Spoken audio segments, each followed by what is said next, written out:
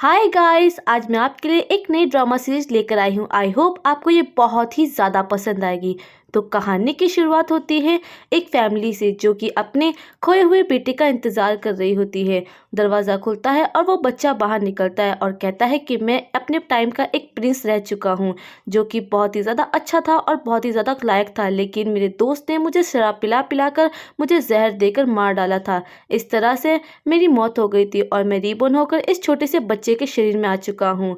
उसका नाम आरव होता है और वो बहुत ही ज़्यादा शानदार और एटिकेट से अंदर आ रहा होता है, जिस पर चिंकी कहती है कि ये मेरा भाई नहीं है, ये गांव में पला बड़ा है, हमारी सोसाइटी में नहीं रह सकता है। जिस पर बाकी सब भी उसे देख करके मुंह बनाने लग जाते हैं। वो सोचता है कि ये सारे के सारे बेवकूफ़ लोग हैं और हमेशा की तरह अपने आप को पता नहीं क्या समझ रहे हैं, ये मेरे बारे में बिल्कुल नहीं जानते हैं।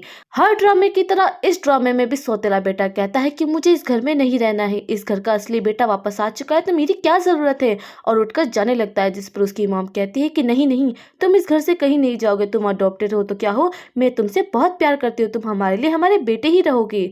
और वो ये ड्रामा हमेशा की तरह कंप्लीट करता और मुस्कुराता है कि देखा, मैं तो सबका लाडला हूँ। जिस पर आरव भी लाइक बेवकूफ कहीं के सारा कंट्रोल दादी माँ के पास में है, तो जाहिर सी बात है उन्हें मस्के लगाऊंगा ना, तुम लोगों को मस्के लगाने से क्या होगा। और दादी माँ के सामने जा करके ग्रीट करने लग जाता है। जिस पर चिंकी बीच में कूदते हुए कहती है कि तुम्हें तो नील डाउन होना चाहिए था ना दादी माँ के सामने। जिस पर वो कहता है कि तुम मुझे अभी से ही नील डाउन करना चाहती हो, जबकि मैं तो अभी अभी आया हूँ और बड़े प्यार से दादी माँ को ग्रीट कर रहा हूँ।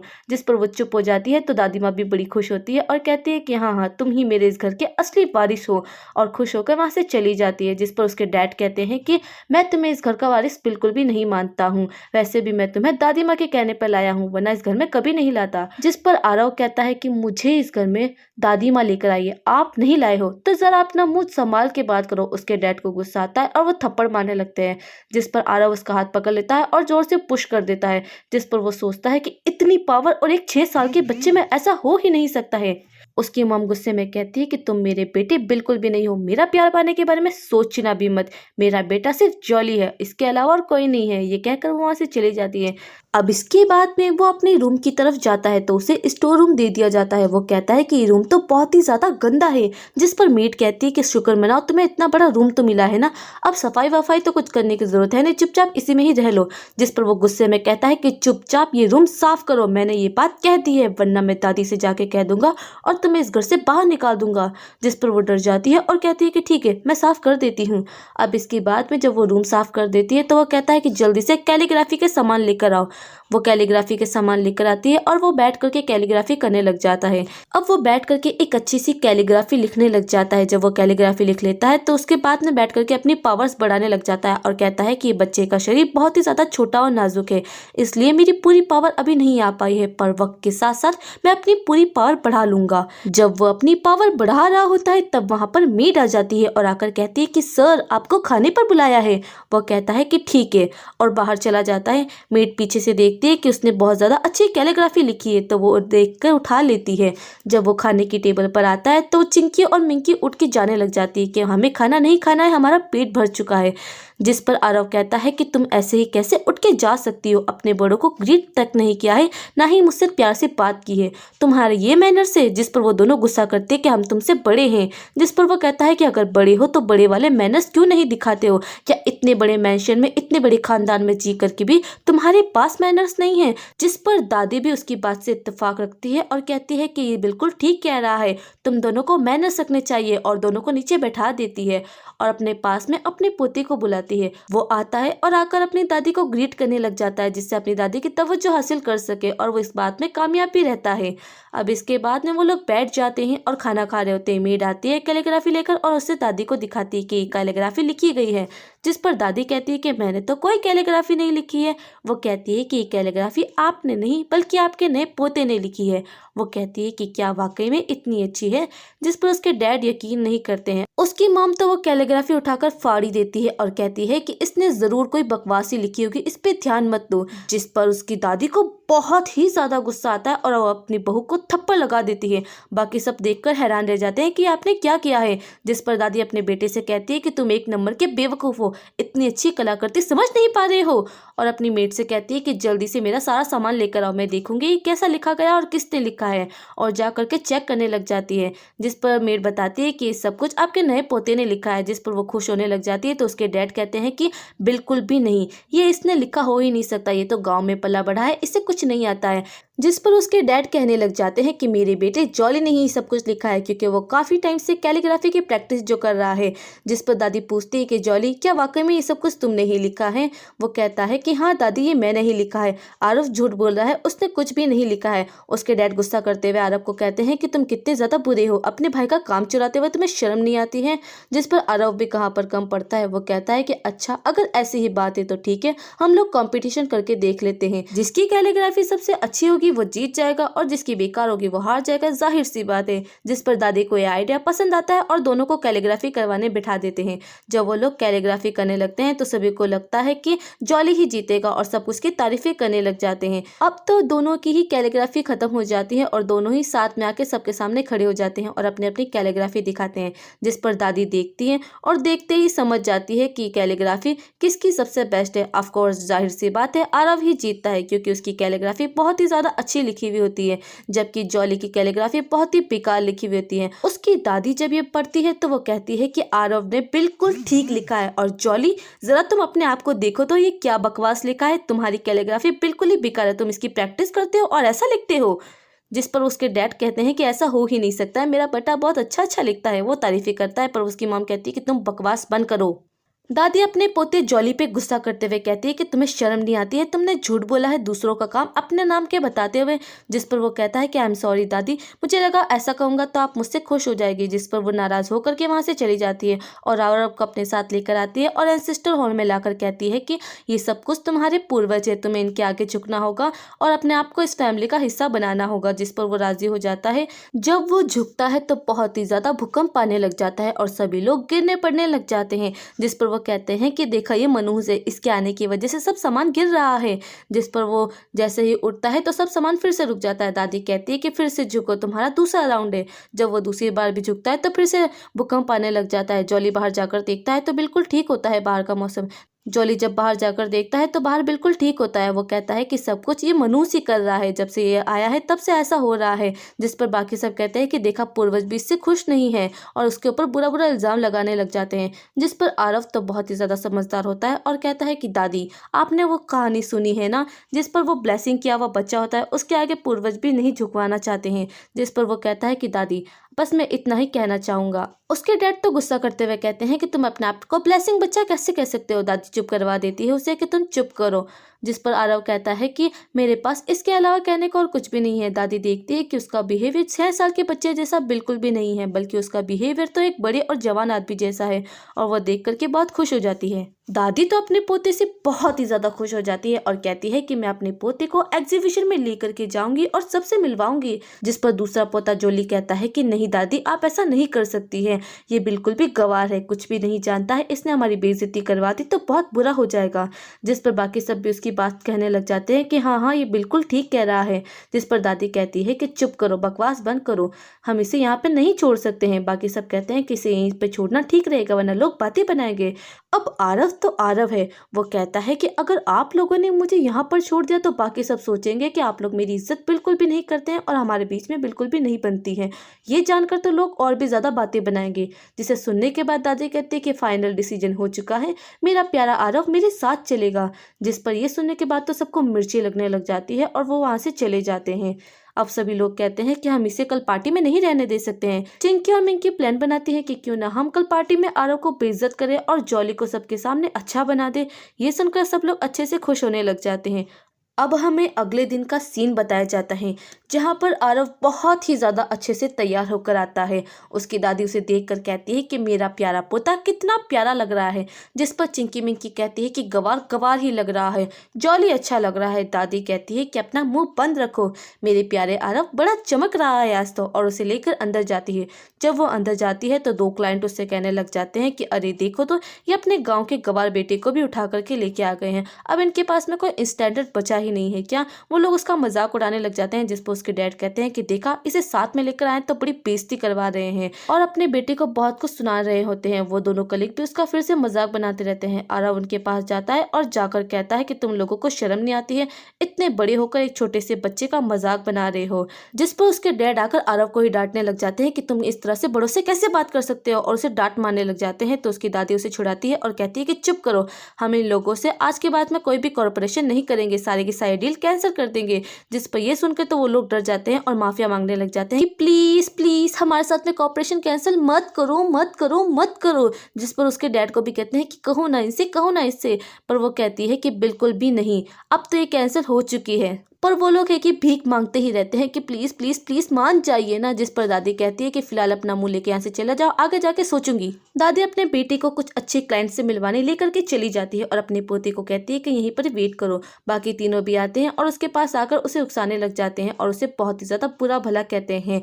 जॉली जल्दी से एक प्लेट उठाता है और सारा खाना उठाकर अपने ऊपर गिरा लेता है। दोनों बहनें भी ड्रामा करते हुए कहती है कि तुमने ये क्या किया है, मेरे भाई पे खाना गिरा दिया है वगैरह वगैरह। आरव तब जॉली को एक थप्पड़ लगा देता है और उसे जमीन पर गिरा देता है। जिस पर उसकी दोनों बहनें कहती है कि तुमने क्या किया है। चिंकी कहती है कि मैं तुम्हें नहीं छोड़ूंगी, तुमने मेरे भाई को थप्पड़ कैसे मारा है। जिस पर वो उसे भी थप्पड़ मार देता है और जमीन पर गिरा देता है।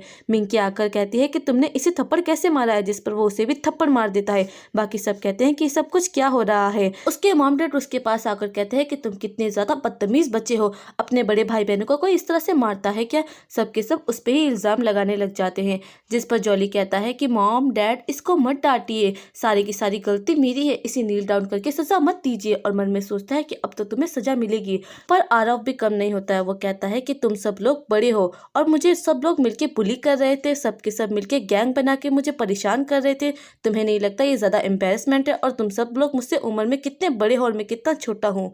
जिस पर बाकी सब ये सुनते हैं और कहते हैं कि हाँ, सारी की सारी गलती इन तीनों की है, और सबके सब आरव का ही साइड लेने लग जाते हैं। उसके डैड गुस्सा करते हैं तो सब कहते हैं कि इसके डैड कितने बुरे हैं, अपने छोटे बेटे पे इस तरह से गुस्सा कर रहे हैं। ये सुनकर तो वो भी कुछ कह नहीं पाते हैं। अब इसके बाद में एग्जीबिशन स्टार्ट हो जाती है, सभी लोग सामान लेकर के आने लग जाते हैं। इसके बाद में एक इम्पोर्टेंट गेस्ट की एंट्री होती है जिसका नाम होता है मिस तारा। वो इस एग्जीबिशन की होस्ट होती है और सभी के सामने अपने एंटिक्स लेकर आती है। वो बहुत ही ज्यादा खूबसूरत होती है, जिसे देखकर आरव सोचता है कि पिछली जिंदगी में ये मेरी बीवी हुआ करती थी, और अपने पास्ट लाइफ को याद करने लग जाता है कि वो किस तरह से वेडिंग नाइट में उससे मिला था।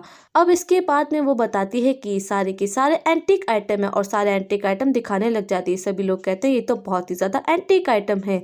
वो अपने एंटीक आइटम का नाम बताने ही वाली होती है कि आरव बता देता है कि फोनिक्स की रिंग है, जिसे सुनकर वो हैरान रह जाती है। बाकी सब कहते हैं कि क्या बकवास कर रहा है, इस लड़के में तो बिल्कुल भी मैनर्स नहीं है। जिस पर वो कहती है कि बिल्कुल भी नहीं, ये लड़का बिल्कुल ठीक कह रहा है, ये वाकई में फोनिक्स की रिंग है। और कहती है कि तुम्हें तो वाकई में बहुत कुछ पता है। जिस पर आरव बताने लग जाता है कि तुम्हारे एंसेस्टर का है ना, तुम्हारे वहाँ के राजा ने अपनी ब्राइड को गिफ्ट में ये दिया था रिंग।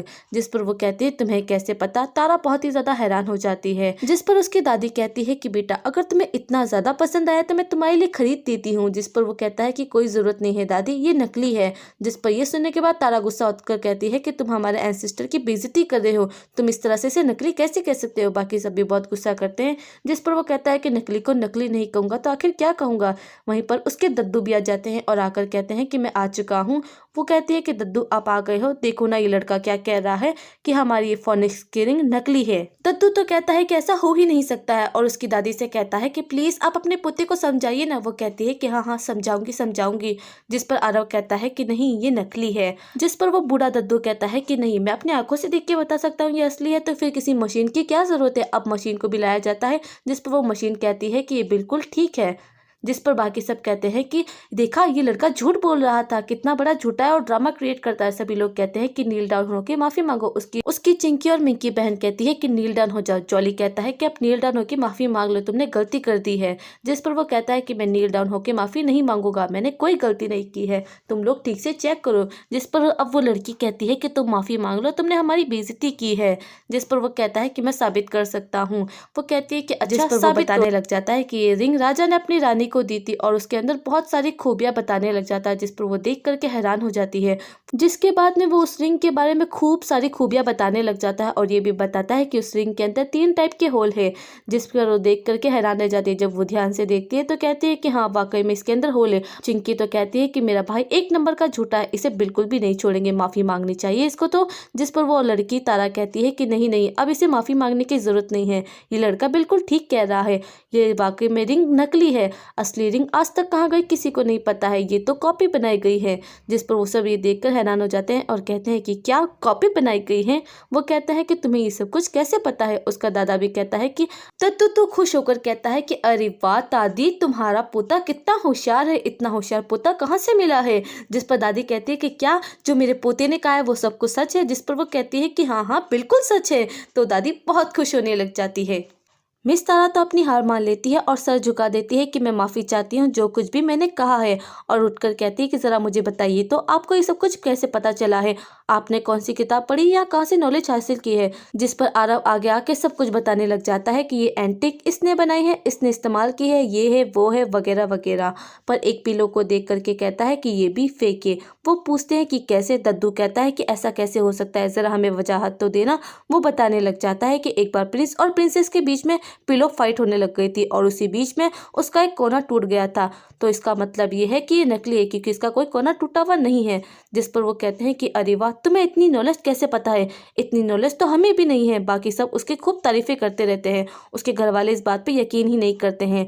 जिस पर उसका दद्दू कहता है कि तुम तो बहुत ही ज्यादा जीनियस हो। और दद्दू आरव को आगे बुलाता है। जब आरव आगे आता है तो वो उसे एक पेंडेंट दिखाने लग जाते हैं। आरव उसके बारे में भी बताने लग जाता है, जिस पर वो बहुत खुश होते हैं और कहते हैं कि ये पेंडेंट आज के बाद तुम्हारा ही होगा, और उसे वो पेंडेंट पहना देते हैं। जब वो उसे पेंडेंट पहनाते हैं तो चिंकी तो जल भुन जाती है और कहती है कि इसे पेंडेंट कैसे मिल सकता है।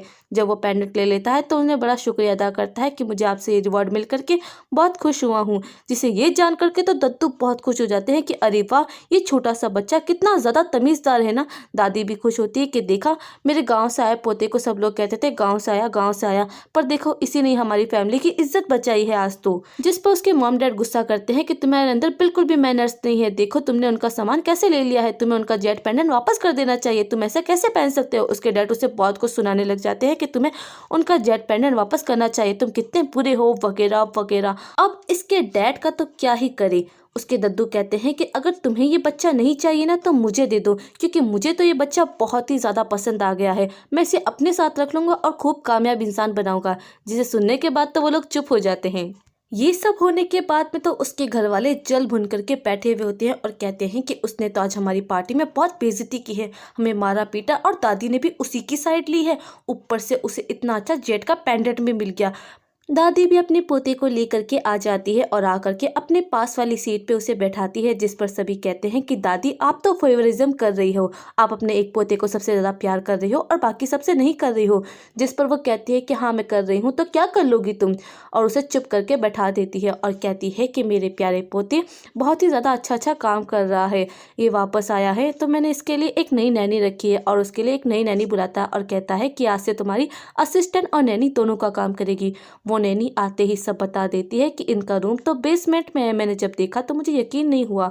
जिसे सुनने के बाद तो उसकी दादी को बहुत गुस्सा आता है और कहती है कि मेरे पोते को इतना बेकार रूम किसने दिया है, और गुस्सा करती है और कहती है कि मेरे पोते को इस घर का सबसे शानदार रूम मिलेगा। जिसे सुनने के बाद तो सबके तोते ही उड़ जाते हैं और कहते हैं कि दादी आप इसको सबसे अच्छा रूम नहीं दे सकती हो। पर दादी तो दादी है, वो कहती है कि मैं अपने प्यारे पोते को सबसे अच्छा रूम दूंगी और ये मेरा फैसला है। जिस पर आरव भी फायदा उठाते हुए कहता है कि दादी मुझे पैसे चाहिए। जिस पर दादी कहती है कि सभी बच्चों को पैसे मिलते हैं तो तुम्हें पैसे क्यों नहीं मिले हैं, और पता करवाती है तो पता चलता है कि उसे पैसे कभी दिए ही नहीं जाते थे। जिस पर वो गुस्सा होकर कहती है कि जिस पर दादी अपनी बहू पर गुस्सा होते हुए कहती है कि तुमने मेरे पोते के पैसे काट लिए हैं और अपने बाकी सब बच्चों में बांट दिए है, तुम्हें शर्म नहीं आती है। अब तुम्हारे बच्चों की पॉकेट मनी काटी जाएगी और वो सारे के सारे आरव को मिलेंगे। जिस पर बाकी सब कहते हैं कि दादी ऐसा मत करो। वो कहते हैं कि ऐसा ही किया जाएगा और यहाँ के चेयरमैन चेयरमैन मैं हूँ। और अपने बेटे से कहती है कि तुम्हारी कंपनी का 5% शेयर मैं अपने पोते के नाम कर रही हूँ।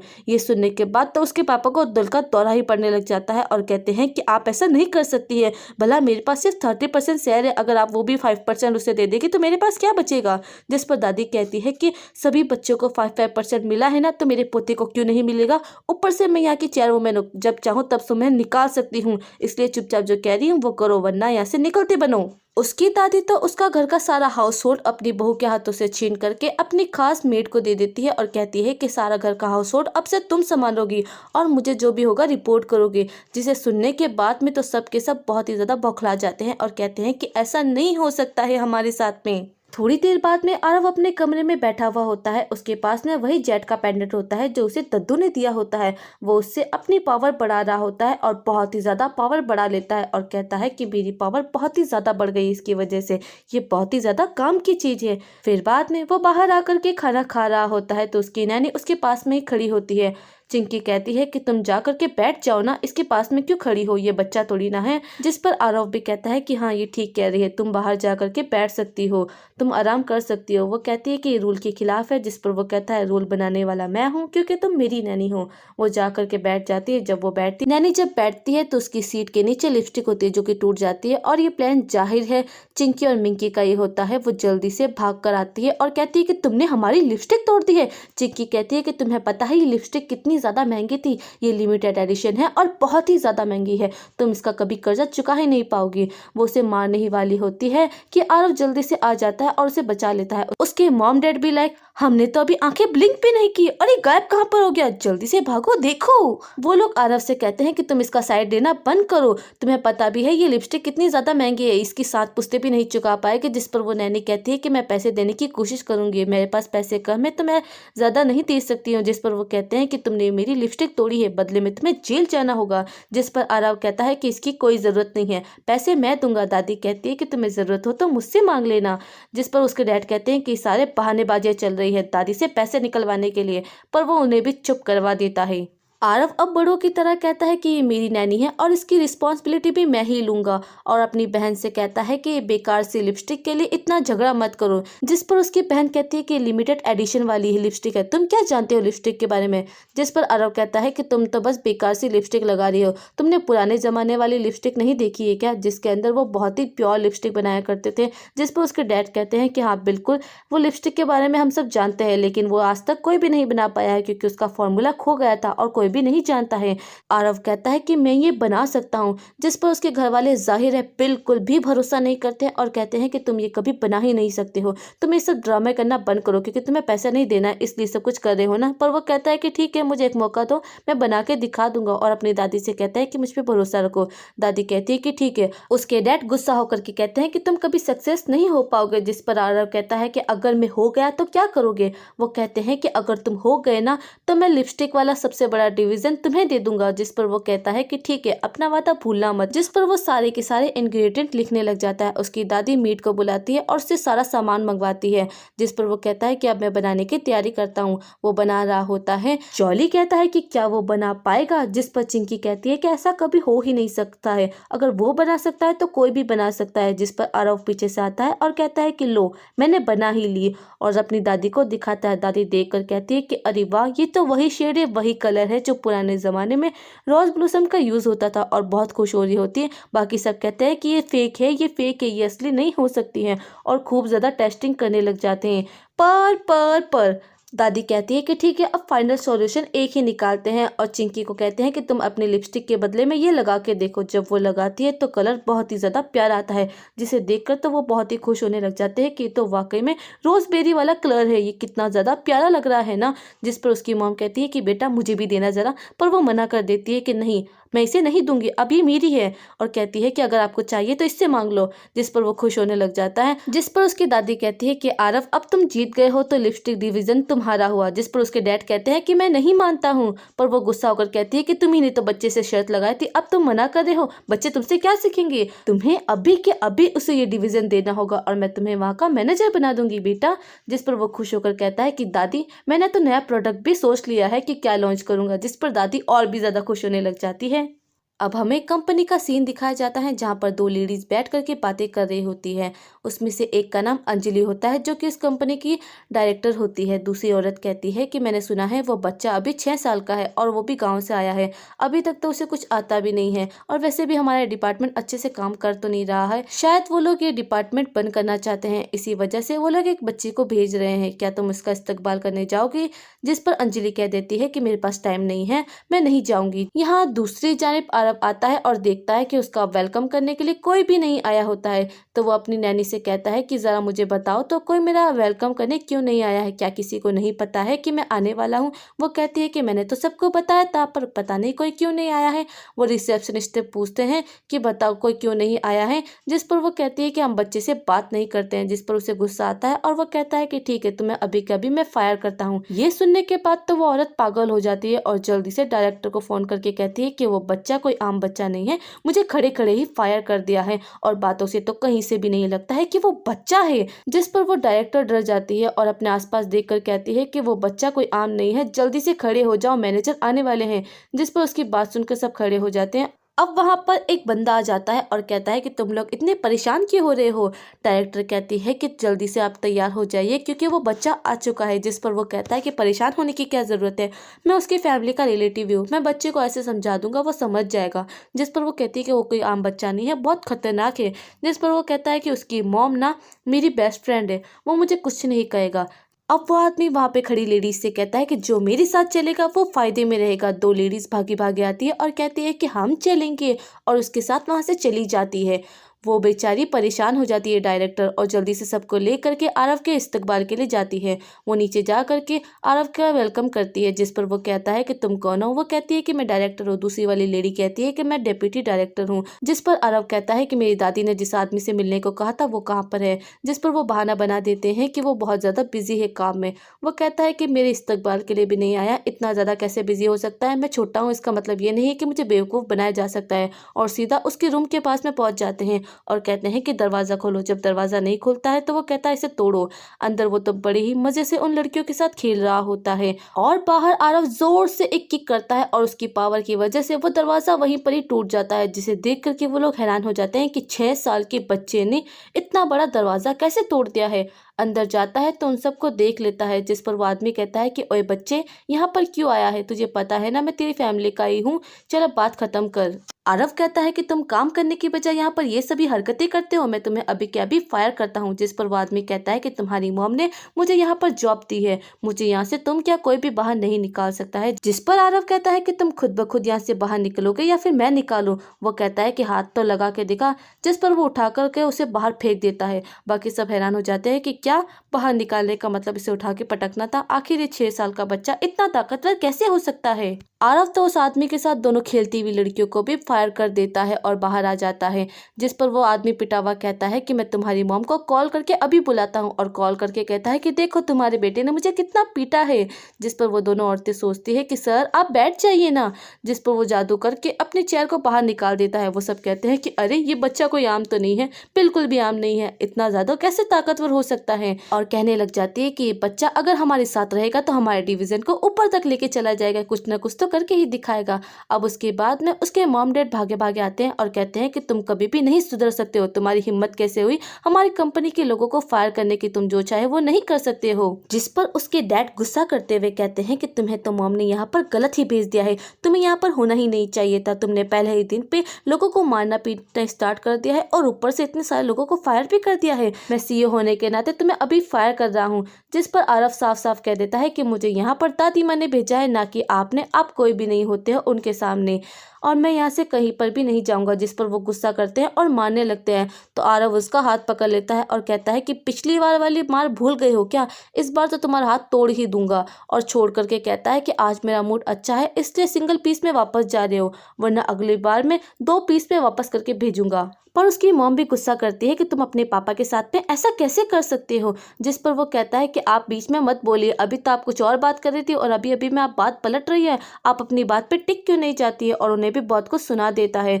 जिस पर वो आदमी फिर से कुछ भड़काने लग जाता है तो आरव साफ साफ कह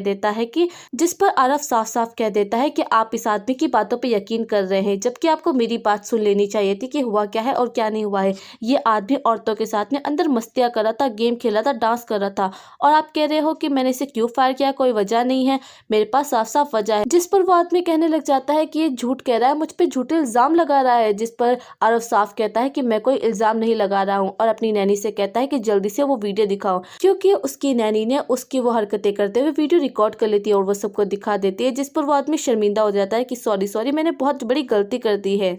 जिस पर वो आदमी कहता है कि तुम्हारा बेटा कितना बदतमीज है, तुम्हें इसे कंट्रोल करना चाहिए। तो आरव उसकी मेन पार्ट पे किक कर देता है और उसे जमीन पर पटक देता है और कहता है कि अब आया ना मजा। उसकी मॉम कहती है कि बस करो, ऐसा मत करो, जिस पर वो उसे थप्पड़ में लगा देता है। उसकी मॉम और कुछ कहती है तो वो उसे और थप्पड़ लगाता है। वो उसे इतने थप्पड़ लगाता है जिस पर बाकी सब कहते हैं कि इतना छोटा बच्चा होकर भी कितना फियरलेस है, और हंसने लग जाते हैं। जिस पर वो उस आदमी को मारता ही रहता है, कम से कम मार मार के उसके गाल सुझा देता है।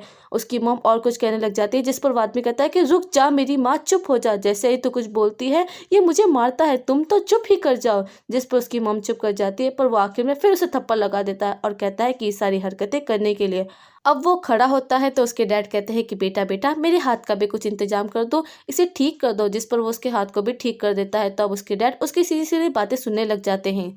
अब आरव अपने डैड को सीधा धमकी देता है कि अगर तुमने इस आदमी को छोड़ दिया तो मैं दादी को बता दूंगा, और वो तो तुम्हें तुम्हारी पोस्ट से ही हटा देगी। जिस पर ये सुनकर वो डर जाता है। उसकी वाइफ जल्दी से उस आदमी को उठाती है कि चलो तुम्हें हॉस्पिटल लेके चलते हैं। अब ये सब देखने के बाद तो बाकी सब बहुत ही ज्यादा खुश होने लग जाते हैं और आरव की वीडियोस बनाते हैं और खूब ज्यादा क्लैपिंग करते हैं और उसकी तारीफें करते हैं। वो कहता है कि सबको अच्छे से काम करना होगा और हमारे ब्रांड को ग्लोबल ब्रांड बनाना होगा। जिस पर सभी लोग तालियां बजाते हैं और उसका साथ देने का वादा करते हैं और बहुत ज्यादा खुश होने लग जाते हैं। अब वो आदमी कहता है कि जरा मेरे लिए भी कुछ करो ना, उसने तो मुझे फायर कर दिया है। जिस पर वो कहती है कि ठीक है, और अपने हस्बैंड से कहती है कि जरा इसके लिए कुछ करो, तुम्हारे बेटे ने तो ये क्या काम कर दिखाया है। जिस पर उसका हस्बैंड कहता है कि मैं कुछ भी नहीं कर सकता हूँ, वो लड़का बिल्कुल सही कह रहा था, अगर ये बात मॉम तक पता चल गई ना तो वो सच में मुझे मेरी सीईओ की कुर्सी से हटा देगी। पर वो कहती है कि अगर कुछ नहीं किया तो मेरे भाई का क्या होगा। वो कहता है कि जाने दो। वो कहती है कि अच्छा ठीक है, तो अपने हाथ का ही बदला ले लो, तो उसने तुम्हारा हाथ किस तरह से तोड़ा था। जिस पर वो कहता है कि ठीक है, उसे बिजनेस करने का इतना शौक है ना, तो मैं उसे कुचल डालूंगा और बोर्ड ऑफ मीटिंग में उसे बर्बाद कर दूंगा। अब यहाँ पर दूसरी जानिब आरव और उसकी पूरी टीम मीटिंग कर रही होती है। आरव बताता है कि मैं रोजबेरी नाम की एक नई लिपस्टिक लेकर आया हूँ, वो बहुत ही ज्यादा अच्छी होगी और बहुत ही ज्यादा ऑर्गेनिक होगी, हमें उसके लिए बहुत ज्यादा पैसा लगाने की जरूरत है। जिस पर बाकी सब कहते हैं कि इतना ज्यादा पैसा कौन देगा, ये तो बहुत ही ज्यादा बड़ी अमाउंट है। जिस पर वो कहता है कि ये अमाउंट हमें चाहिए होगी, और इस अमाउंट के साथ में अगर हम ये करेंगे और इस अमाउंट के साथ अगर हम करेंगे तो हमारा बिजनेस अच्छा जाएगा। पर बाकी सब कहते हैं कि अगर डूब गया तो। जिस पर आरव कहता है कि अगर डूब गया तो सारा पैसा मैं दूंगा। जिस पर सभी लोग कहते हैं कि ठीक है, अब तुम बॉस हो तो तुम जो कहोगे वही करना पड़ेगा। आरव अपने असिस्टेंट से कहता है कि मेरे लिए किसी से मिलने का इंतजाम करो। वो और कोई नहीं, तारा होती है। वो तारा से कहता है कि तारा, मैं आपके लिए एक स्पेशल सा गिफ्ट लेकर आया हूँ। ये स्पेशल सी और बहुत ही ज़्यादा महंगी वाली लिपस्टिक है जो मैंने खुद बनाई है। मैं अपनी कंपनी के लिए नई लिपस्टिक लॉन्च करने वाला हूँ। वो रेट पूछती है तो बहुत ही ज़्यादा महंगी होती है, जिसे सुनकर वो हैरान हो जाती है और कहती है कि ये लिपस्टिक बहुत ज़्यादा महंगी है, आप मुझे गिफ्ट के तौर पर मुझे दे रहे हैं। जिस पर वो कहता है कि हाँ, क्योंकि आपने मुझे जो जेट का पेंडेंट दिया है उसके आगे तो ये लिपस्टिक कुछ भी नहीं है। जिस पर वो बहुत खुश होती है और उसे अप्लाई करने पर तो वो बहुत ही ज़्यादा खुश होने लग जाती है कि आपने मुझे बहुत ज़्यादा अच्छा गिफ्ट दिया है। आरव अब अपने मन में सोचता है कि एशियंट टाइम में तुमने ही ये सब कुछ किया था और बनाया था, लेकिन अब सब कुछ मिट चुका है। अब मैं इसे बनाऊंगा और अपने बिजनेस को आगे बढ़ाऊंगा, और जब खूब सारे बिजनेस बन जाएंगे तो मैं ये लिपस्टिक वाला बिजनेस तुम्हारे हवाले वापस कर दूंगा। और सोच लेता है। घर आने के बाद वो अपनी दादी को भी लिपस्टिक दिखाता है और कहता है कि आपके लिए है। दादी देखकर बहुत ज्यादा खुश होती है और कहती है कि मेरा पोता बहुत ज्यादा कामयाब बनेगा। अब जब वो अपनी दादी को लिपस्टिक दिखा रहा होता है तब उसके असिस्टेंट आकर कहती है कि सर ये देखिए क्या हो गया है, और फ़ोन में दिखाती है कि उसके पापा ने उसी के टाइम पर एक और लिपस्टिक लॉन्च कर दी है जिससे उनका बहुत बड़ा नुकसान हो सकता था। जिस पर उसकी दादी कहती है कि मेरा बेटा तो पूरी तरीके से पागल हो चुका है। यहाँ पर दूसरी तरफ ऑफिस में सभी लोग परेशान हो रहे होते हैं कि सर ने क्या किया है, इस तरह से तो हमारा पूरा बिजनेस खराब हो जाएगा। वो हमसे कॉम्पिटिशन करना चाहते हैं क्या, अपनी ही कंपनी में कोई ऐसा करता है क्या। वहीं पर आरव आ जाता है। आरव को देखकर सब बहुत खुश होते हैं और कहते हैं कि अब हमें क्या करना चाहिए, जिस पर आरव कहता है कि कोई बात नहीं, जैसा भी चल रहा है चलने दो, हम अपनी प्राइस बिल्कुल भी नहीं घटाएंगे और हम बिल्कुल भी पीछे नहीं हटेंगे। वो सब कहते हैं लेकिन इस तरह से तो हम हार जाएंगे। वो कहता है ऐसा कुछ भी नहीं होगा। अब यहाँ पर एक न्यू कैरेक्टर की एंट्री हो जाती है जिसका नाम सारा होता है। वो गुस्से में आकर कहती है कि तुम ही आरव हो ना। वो कहता है कि हाँ मैं ही आरव हूँ और यहाँ का मैनेजर भी हूँ। जिस पर वो कहती है कि अच्छा, तो तुमने ही तारा को वो लिपस्टिक दी थी। जिस पर वो कहता है हाँ। वो कहती है कि चलो मुझे भी एक लिपस्टिक दो, क्योंकि तुमने उसे लिपस्टिक दे दी और मुझे नहीं दी। जिस पर बाकी सब कहते हैं कि आप कहना क्या चाहती हैं। वो कहती है कि तुमने उसे लिपस्टिक दी। जिस पर वो कहती है कि उसने सोशल मीडिया पर पिक्स डाली है कि उसे अच्छी लिपस्टिक मिली है, पर मुझे क्यों नहीं मिली है। तुम्हें मुझे अभी के अभी लिपस्टिक देनी होगी।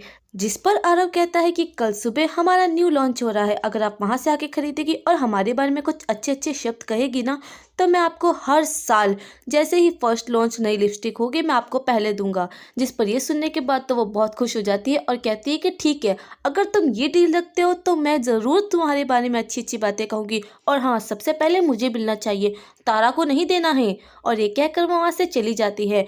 डायरेक्टर और डेप्यूटी डायरेक्टर तो बहुत ही ज़्यादा खुश हो जाती है। डायरेक्टर कहती है कि सर ये आपने जानबूझ करके किया है ना, आपने मिस तारा को फर्स्ट सैंपल इसलिए दिया ना ताकि वो इसको सोशल मीडिया पे शो ऑफ करे और जल्दी से आपके ग्राहक हो सके।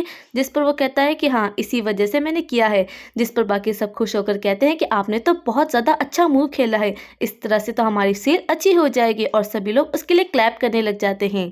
यहाँ दूसरी तरफ उसके पापा बहुत ही ज़्यादा परेशान हो रहे होते हैं कि उसकी लिपस्टिक के इतने नाम चर्चे नहीं हो रहे और उसके बेटे की लिपस्टिक के बहुत ही ज़्यादा नाम और चर्चे हो रहे होते हैं। उसके यहाँ का एक वर्कर कहता है कि सर ये तो आपकी ही कंपनी का प्रोडक्ट है, तो आप इतनी टेंशन क्यों ले रहे हैं। जिस पर दूसरा वाला कहता है कि अरे वो अपने बेटे से नफरत करते हैं और उसे हराना चाहते हैं और कंपनी से निकालना चाहते हैं, इसलिए सब कुछ कर रहे हैं, तुम चुप करो। जिस पर उसके डैड कहते हैं कि अब तो मैं इस बदमाश को यहाँ से निकाल कर ही रहूँगा, और बस जल्दी से इवेंट के लिए तैयार हो जाते हैं और आते हैं। जिस पर उसकी दोनों बेटियां भी आती है और कहती है कि पापा हम आपको सपोर्ट करने आए हैं, हम आपके इस बेटे को हारते हुए देखना चाहते हैं, हम भी चाहते हैं कि इसका मुंह हारने के बाद पिचक जाए। जिस पर वो सोचता है कि बेवकूफ़ कहीं की, ये सोचती है कि मैं हार जाऊंगा। वो कहती है कि हाँ तुम हार जाओगे, क्योंकि तुम्हारी इतनी कॉस्ट हाई जो है, और दोनों ही आंखों ही आंखों में एक दूसरे से कंपटीशन करने लग जाते हैं। अब मिस सारा अपनी कंपनी में बैठ करके काम कर रही होती है। उसका असिस्टेंट आकर कहता है कि मैडम आपको स्टोर पे नहीं जाना है क्या। जिस पर वो कहती है कि हाँ हाँ मुझे लिपस्टिक खरीदनी है और मेरी आंटीज़ ने भी मंगवाई है, 2-4 उनके लिए भी ले लेंगे। जिस पर वो कहता है कि पर आप एक साइड से बस एक ही बाई कर सकती है। जिस पर वो कहती है क्या, अब तो मुझे स्टोर पे जाना ही पड़ेगा, और जल्दी से उठकर निकल जाती हैं।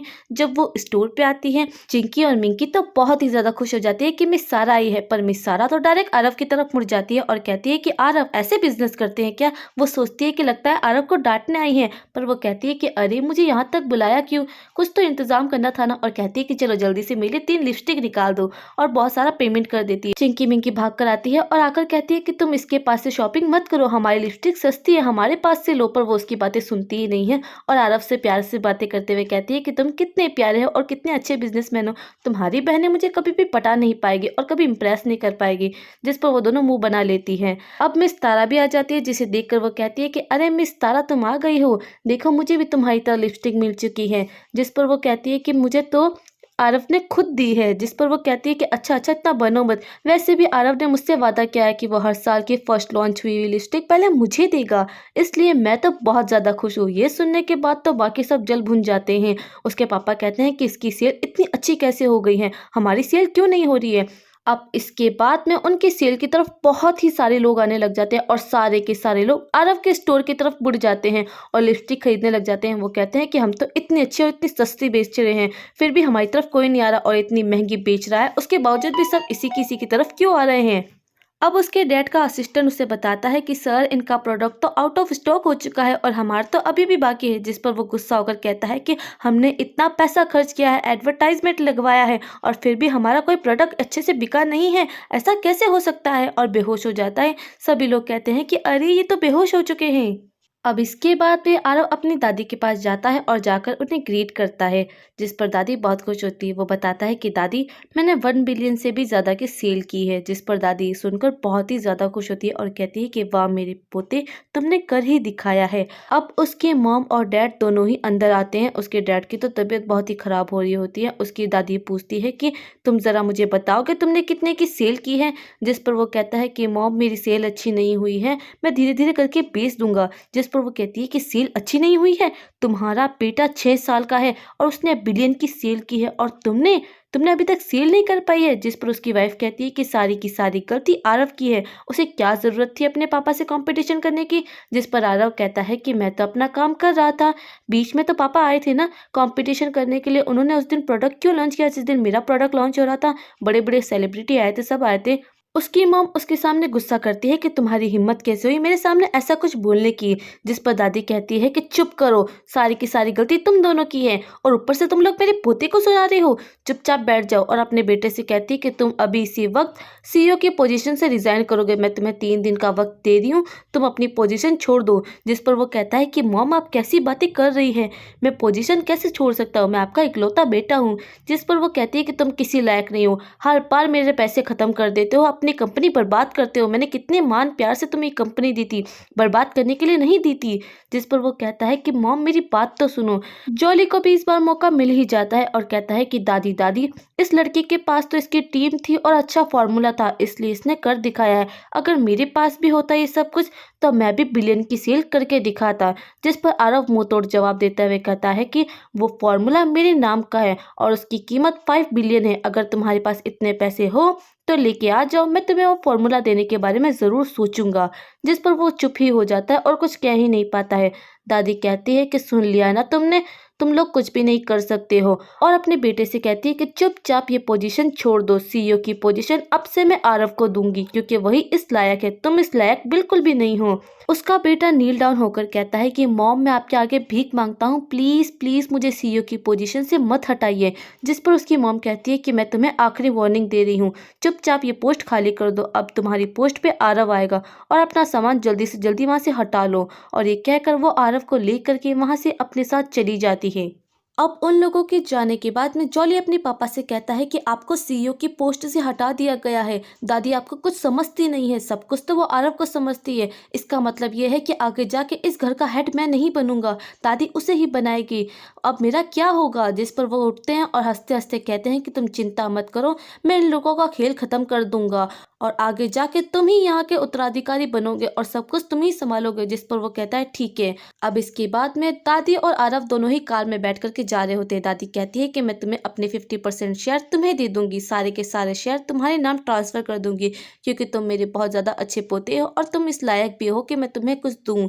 जिस पर वो हाँ कर देता है। वो लोग ये बातें कर ही रहे होते हैं कि उनकी कार के सामने दूसरी कार आ जाती है, रोक लेते हैं। जब वो बाहर आते हैं तो ड्राइवर उन्हें मारने की कोशिश करता है पर वो गुंडे उस ड्राइवर को ही बेहोश कर देते हैं और वो लोग कहते हैं कि आज तो तुम लोग बिल्कुल भी नहीं बचोगे। असिस्टेंट कहती है कि तुम एक बच्चे और बूढ़ी को क्यों परेशान करने आए हो। जिस पर वो कहते हैं कि तुम्हें इससे क्या मतलब है, आज लोग ये नहीं बचेंगे। जिस पर दादी की तबीयत खराब हो जाती है और वो बेहोश होने लग जाती है। आरव जल्दी से आगे आता है और आकर कहता है कि मैं तुम लोगों को नहीं छोड़ूंगा, जल्दी आओ और मुझसे फाइट करो। वो लोग हंसने लग जाते हैं। दादी कहती है कि मेरे पोते को कोई बचाओ, पर आरव तो उन लोगों को ही पीटने लग जाता है क्योंकि उसके पास बहुत ही ज्यादा शक्तिशाली शक्तियां होती है और पावर्स होती है। वो एक एक पंच भी मारता है तो वो लोग दोबारा उठ नहीं पाते हैं। जिस पर दादी अपनी धुंधली आंखों से देखती है और कहती है कि ये मेरा पोता ऐसे कैसे हो सकता है और वो बेहोश हो जाती है। अब इसके बाद में उन लोगों को पकड़ लिया जाता है और उन लोगों के सामने गार्ड्स खड़े कर दिए जाते हैं। उनसे पूछा जाता है कि आखिर ये किसने किया है। जिस पर वो कहते हैं कि हमें नहीं पता, एक औरत थी जिसने हमें ये सब कुछ करने को कहा था और उसके पीछे का नाम भी बताते हैं। जिस पर वो कहते हैं कि मुझे तो कहीं ना कहीं इन सब के पीछे जॉली का हाथ लग रहा है, पर आगे जाके पता चल ही जाएगा। और अपने असिस्टेंट से कहते हैं कि इन लोगों को मारो, वैसे भी मैं 6 साल का बच्चा हूँ, वायलेंस देख नहीं सकता हूँ, मैं ऐसे जा रहा हूँ, ठीक है। आरव अब अपने असिस्टेंट से पूछता है कि मेरी दादी कैसी है, जिस पर वो कहती है कि कोई मेडिकल डॉक्टर आया है और कह रहा है कि वो आपकी दादी को ठीक कर देगा, पर मुझे लगता नहीं है। जिस पर आरव अंदर जाता है। जब वो अंदर जाता है तो उसके डैड और बाकी सब कहते हैं कि तुम्हारी हिम्मत कैसे हुई। जॉली कहने लग जाता है कि तुम उन्हें बाहर लेके गए थे और तुम्हारी वजह से उन पर यह हमला हो गया और उनकी जान खतरे में आ गई है। बाकी सब भी कहने लग जाते हैं कि देखा देखा तुम्हारी वजह से ये सब कुछ हो गया है। जिस पर वो कहता है कि मैंने कुछ भी नहीं किया है। डॉक्टर उसको ट्रीटमेंट कर रहा होता है और कहता है कि इनकी तबीयत खराब है, आप इन्हें बाहर लेकर जाइए ताकि इनका इलाज हो सके। जिस पर आरव आ करके उनकी नफ्स को चेक करने लग जाता है। जिस पर जॉली हाथ हटाकर कहता है कि मेरी दादी से दूर रहो। जिस पर वो कहता है कि मैं अपनी दादी का इलाज करूंगा और सब कुछ करूंगा। जिस पर वो डॉक्टर कहता है कि तुम छोटे बच्चे हो, तुम कुछ नहीं कर सकते हो। डॉक्टर कहता है कि मैंने नीडल से इलाज कर रहा हूँ। जिस पर आरव कहता है कि तुम बस उन्हें पेन रिलीफ कर रहे हो और कुछ भी नहीं कर रहे हो, तुम अपने आप को मिरेकल डॉक्टर कैसे कह सकते हो। आरव कहता है कि मैं अपनी दादी का इलाज खुद करूंगा। जिस पर उसकी मॉम कहती है कि तुम पागलपंती करना बंद करो, हम जानते हैं तुम्हारी मेमोरी अच्छी है पर इलाज करना अलग चीज होती है, तुम इलाज नहीं कर सकते हो। जिस पर वह कहता है कि मैं करूंगा और करने लगता है, पर जॉली बीच में आ जाता है और कहता है कि मैं तुम्हें ऐसा नहीं करने दूंगा। जिस पर वो उसका हाथ पकड़ के मोड़ देता है और जमीन पे गिराने लग जाता है। जिस पर वो कहता है आ मेरा हाथ छोड़ो, पर वो उसे थप्पड़ लगा देता है और कहता है कि दोबारा मेरे रास्ते में आए तो छोड़ूंगा नहीं और मुझे डिस्टर्ब मत करना। अब आरव अपने असिस्टेंट को ऑर्डर देता है कि इन सब में से जो भी बीच में बोलेगा तुम उसे थप्पड़ लगा देना बिना कुछ पूछे। जिस पर वो हाँ कर देती है। उसके डैड कहते हैं कि क्या बकवास कर रहे हो, तुम ऐसा नहीं कर सकते हो, पर असिस्टेंट तो उसे थप्पड़ लगा देती है और वो देखते ही रह जाते हैं कि क्या इस असिस्टेंट ने मुझे थप्पड़ मारा है। उसकी बेटी चिंकी आती है कि तुम मेरे पापा को कैसे थप्पड़ लगा सकती हो। जिस पर उसे भी थप्पड़ पड़ जाता है और कहती है कि ये लो। उसकी वाइफ कहती है कि तुम मेरे हस्बैंड और बेटी को थप्पड़ नहीं लगा सकती हो, तुम देख बस नौकरानी हो। जिस पर वो उसे भी थप्पड़ लगाती है और कहती है कि मेरे बॉस का ऑर्डर है, जो वो कहेंगे ना मैं उन्हीं की बात मानूंगी, तुम लोगों की नहीं मानूंगी। वो कहती है कि अब तुम लोगों का हो गया है तो चुपचाप खड़े रहो। मिंकी कहती है कि मैंने तो कुछ कहा ही नहीं, पर वो उसे भी थप्पड़ लगा देती है कि लो पूरी की पूरी बारात मुझसे पिट चुकी है, अब मजा आ गया। आरव अपनी दादी का नीडल से इलाज करने लगता है और उसका दादी का इलाज कर भी देता है, जिसे देखकर सब हैरान हो जाते हैं। उसके पापा कहते हैं कि अरे मेरी माँ तो ठीक हो गई है। वो कहती है कि हाँ मैं बिल्कुल ठीक हो चुकी हूँ, अब मुझे बहुत अच्छा फील हो रहा है। बाकी सब देखकर हैरान हो जाते हैं। डॉक्टर कहता है कि मैंने तो ऐसा मिरेकल कभी देखा ही नहीं है, ये तो वाकई में ठीक हो चुकी है और बहुत जल्दी ठीक भी हो जाएगी इस तरीके से। तो अब वो लोग वहाँ से चले जाते हैं।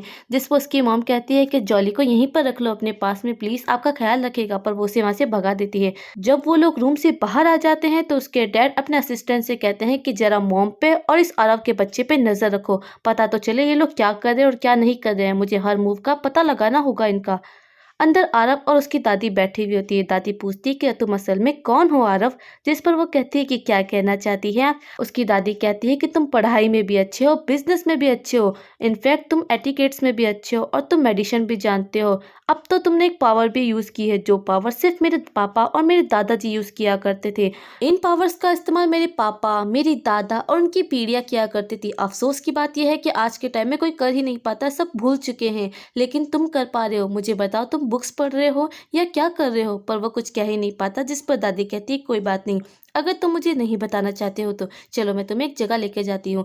और उसे एक सीक्रेट रूम में लेके जाती हैं जहाँ पर एक सीक्रेट तिजोरी भी होती है। उसके अंदर से राजा की मोहर बाहर निकालती है और कहती है कि आज से ये मोहर तुम्हारी हुई है, तुम इसके हकदार हो। और वो उसके हाथ में पकड़ाने लग जाती है। आरव डरते डरते उसे हाथ में लेता है। जैसे ही वो हाथ में लेता है उसकी सारी की सारी शक्तियाँ बाहर आने लग जाती है। क्योंकि उस सील की वजह से उसकी पावर बाहर आई होती है तो उसकी खास तरह की नैनी उसके पास आ जाती है और उसकी आंखें चमकने लग जाती है। उसकी दादी कहती है कि तुम इस रूम में नहीं आ सकती हो, तुम्हें पता है ना तुम यहाँ पर क्यों आई हो। जिस पर वो कहती है कि मुझे माफ़ कीजिएगा, मैं यहाँ पर आना नहीं चाहती थी, पता नहीं क्यों मैं यहाँ कैसे आ गई हूँ। अब पीछे पीछे आरव की असिस्टेंट भी आ जाती है और उसकी भी आंखें चमकने लग जाती है जब वो उस सील को देखती है। जिस पर आरव कहता है कि तुम दोनों यहाँ पर क्यों आई हो। वो कहता है कि हमें नहीं पता हम यहाँ पर क्यों आए हैं, हमें नहीं पता हम यहाँ क्या कर रहे हैं, और दोनों माफिया मांगने लग जाती है। आरव अब उन दोनों को कहता है कि खड़ी हो जाओ और उनके ऊपर एक जादू कर देता है। वो कहता है कि अभी अभी क्या हुआ था, हमें कुछ समझ में नहीं आया है। जिस पर आरव उस नैनी से कहता है कि नैनी चलो मुझ पे हमला करो। वो कहती है कि सर मैं आप पे हमला नहीं कर सकती हूँ। वो कहता है करो तो सही। जब वो हमला करती है तो एक जादुई पावर उसमें से निकलती है जो आरव को जोर से मारने लगती है, जिस पर आरव उसे रोक देता है। दादी उस नैनी से कहती है कि तुमने मार्शल आर्ट कब सीखी है, जिस पर वो कहती है कि दादी सच कहती हूँ, मैंने कभी मार्शल आर्ट नहीं सीखी है, कसम ले ली। जिस पर वो कहती है तो फिर इतनी मार्शल आर्ट कहाँ से आई है, जिस पर आरव कहता है कि चिंता मत कीजिए, ये मार्शल आर्ट जो भी इनके अंदर है वो इनके पूर्वजों की वजह से है। वो बहुत ही ज्यादा शानदार और अच्छे मार्शल आर्टिस्ट थे, इसी वजह से तुम लोग भी अच्छे हो। आरव अपनी दादी को बताता है कि ये प्रिंस के खास तरह के 20 सैनिक हुआ करते थे, उसी की फैमिली में से एक है। ये आपको कहाँ मिली, जिस पर वो कहती है कि बस तुम्हारे दादाजी एक दिन इन पे तरस खा के लेके आ गए और इनसे कहा कि रखवाली करो और इन्हें अच्छे पैसे देते हैं और कुछ भी नहीं है। जिस पर वो कहता है कि ठीक है, और उन दोनों को कहता है कि इस रूम में अब किसी को आने मत देना, और उन दोनों को बाहर भेज देता है। आरव बताता है कि मैं आपके खानदान का प्रिंस रह चुका हूँ और कोई नहीं, जिसकी आप सबसे ज़्यादा इज्जत करते हैं वही सबसे फर्स्ट वाला प्रिंस मैं ही रह चुका हूँ। मुझे मेरे भाई ने धोखे से जहर दे दिया था और जब मैं उठा तो आपके पोते की बॉडी में था, इसलिए मैं ऐसा हूँ। जिस पर वो सुन के बहुत खुश हो जाती है कि अरे वाह, मेरे एंसेस्टर वापस आ चुके हैं, तभी तो ये सब कुछ हो रहा है, और उसके आगे ग्रीट करने लग जाती है। जिस पर वो कहता है कि आप मेरे आगे ग्रीट नहीं कर सकती, आप बिल्कुल मेरी दादी की तरह दिखती है।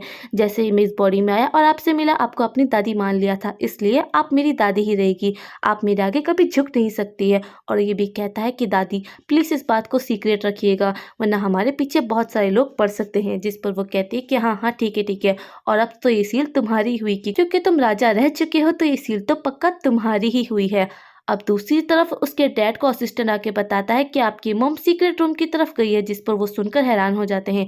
जॉली कहता है कि क्या हुआ है डैड, जिस पर वो कहता है ऐसा नहीं हो सकता है। जॉली समझ जाता है और कहता है कि इसका मतलब ये है कि आने वाले टाइम में अपना इनहेरिटेंस और किसी को नहीं, आरव को ही बनाने वाली है ना। जिस पर वो कहता है मैं ऐसा बिल्कुल भी नहीं होने दूंगा, मैं जल्दी से जल्दी कुछ करूंगा और तुम्हें ही सारी पोजीशन दिलाऊंगा।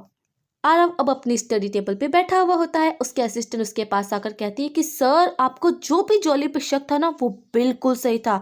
आपके पापा का इलेजिमेंट सर और कोई नहीं, जॉली है। वो कोई अडॉप्ट किया हुआ बेटा नहीं है, बल्कि वो तो आपके पापा का इलेजिमेंट सन है। आपके पापा और उसकी एक गर्लफ्रेंड हुआ करती थी, दोनों एक दूसरे से बहुत प्यार करते थे, पर दोनों की फैमिली स्टेटस बहुत ज़्यादा अलग थे, इसलिए आपके पापा की शादी आपके होम से करा दी गई थी।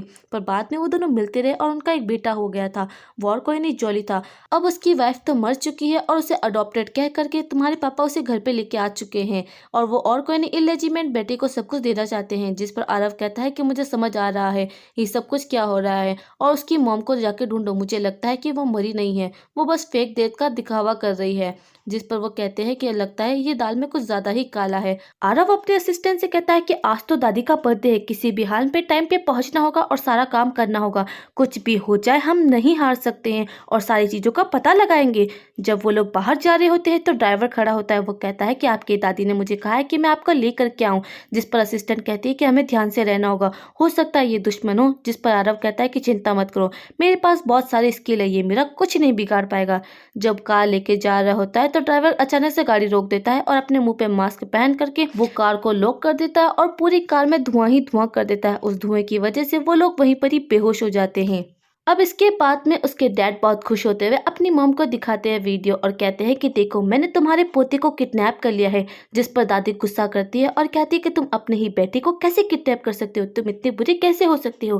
वो कहता है कि क्यों, आप भी तो उसे मेरे सर पे सवार करने वाली थी ना, उसे सब कुछ दे रही थी, उसे सारे शेयर दे रही थी, अब तब आपको दिखाई नहीं दिया था, अब आपको दिखाई दे रहा है। वो कहती है कि तुम अपने बेटे को ऐसा कैसे कर सकते हो। अब उसके डैड कहते हैं कि सारे के सारे शेयर जॉली के नाम पे कर दो 50%, और मुझे कंपनी का चेयरमैन बना दो और खुद इस्तीफा दो, तब जाके मैं तुम्हारे पोते को छोड़ूंगा, वरना मैं नहीं छोड़ने वाला हूँ। जिस पर चिंकी कहती है कि पापा कुछ अजीब से नहीं लग रहे हैं, और अपने पापा से कहती है कि पापा आप ऐसा कैसे कर सकते हैं, माना वो बच्चा है, हम उससे नफरत करते हैं, लेकिन वो है तो छोटा बच्चा है, आप उसे ऐसा नहीं कर सकते हो। जिस पर उसके पापा उसे थप्पड़ लगा देते हैं। उसकी वाइफ कहती है कि आप अपनी बेटी को थप्पड़ कैसे लगा सकते हैं, जिस पर वो उसे भी चुप करा देता है। चिंकी और मिंकी दोनों ही हैरान हो जाती है। चिंकी फिर भी खड़ी होती है और जॉली से कहती है कि जॉली तुम तो कुछ कहो पापा से, उन्हें समझाओ ना। जॉली अपना असली रूप दिखाते हुए कहता है कि मैं तो पापा के साथ ही हूँ, वो जो करेंगे मैं उनका साथ दूंगा। जिसे सुनने के बाद तो मिंकी भी खड़ी हो जाती है और कहती है कि तुम दोनों मिले हुए थे, तुम्हें पता था कि वो किडनैप करने वाले और तुमने साथ दिया था। जिस पर वो कहता है कि हाँ हाँ मैं साथ में था। जिस पर अब डैड कहते हैं कि चुपचाप मॉम साइन करो इस पेपर्स पे कि 50% शेयर सारे जॉली को मिल रहे हैं और मुझे चेयरमैन बनाया जा रहा है, वरना तुम्हारा पोता बचने नहीं वाला है।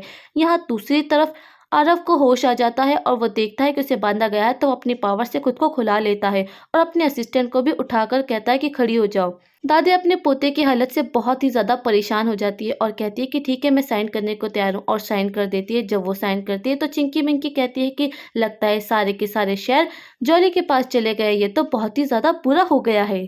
अब पार्टी स्टार्ट हो जाती है, सभी लोग आते हैं और सबको पार्टी बड़ी अजीब लग रही होती है।